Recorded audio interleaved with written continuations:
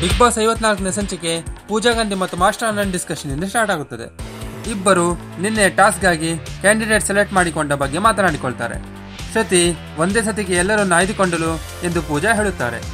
ನಂತರ big boss chair ವಾರ್ನ 2ನೇ ಹಂತ ಸ್ಟಾರ್ಟ್ ಮಾಡಲು ಆದೇಶಿಸುತ್ತಾರೆ. ಅದರ ಪ್ರಕಾರ ಸುಷ್ಮಾ ಅಂಡ್ ಟೀಮ್ ಚೇರ್ ಮೇಲೆ ಕುಳಿತಿರಬೇಕು ಮತ್ತು Shruti and team Sushma and team ಅನ್ನು ಚೇರ್ ಇಂದ ಎಬ್ಬಿಸುವ ಪ್ರಯತ್ನ ಮಾಡಬೇಕು.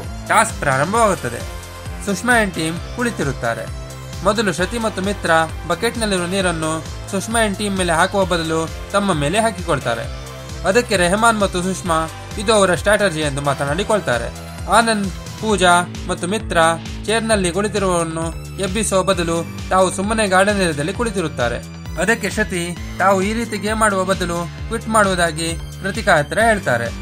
ನಂತರ ಶ್ರುತಿ ಟೀಮ್ ಅವರು ತಮ್ಮ ಟೀಮ್ನವರೇ ಆದ ಪೂಜಾ, ಮಿತ್ರ ಮತ್ತು ಆನಂದ್ ಮೇಲೆ ಆಯಿಲ್, ಸೋಯಾ ಸಾಸ್ ಅನ್ನು ಹಾಕುತ್ತಾರೆ.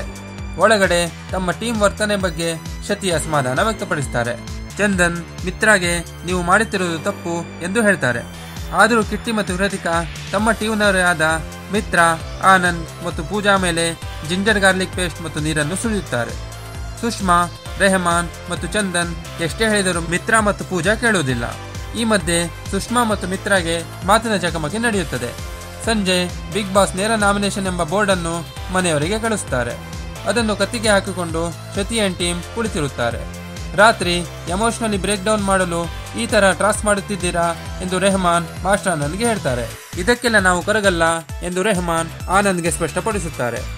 ಅದರ ನಂತರ ಐಸ್ ನೀರನ್ನು ಕಿಟ್ಟಿ, ಆನಂದ್, ಪೂಜಾ ಮತ್ತು ಮಿತ್ರ ಮೇಲೆ ಸುರಿಯುತ್ತಾನೆ. ಅದರ ನಂತರ ಶ್ರುತಿ ಅಂಡ್ ಟೀಮ್ ಎದ್ದು ಹೋಗುತ್ತಾರೆ. ಸುಷ್ಮಾ ಅಂಡ್ ಟೀಮ್ ಚೇರ್ ಮೇಲೆ ಕುಳಿತಿರುತ್ತಾರೆ. ಮಧ್ಯರಾತ್ರಿ 3:30 ಮೇಲೆ ಭಾವನಾ, ಗೌತಮಿ, ಚಂದನ್, ಸುಷ್ಮಾ ಹೀಗೆ ಒಬ್ಬೊಬ್ಬರೇ ಎದ್ದೇಳುತ್ತಾರೆ. ಕೊನೆಗೆ ಅಯ್ಯಪ್ಪ ಮತ್ತು ರೆಹಮಾನ್ ಕೂಡ ಎದ್ದೇಳುತ್ತಾರೆ.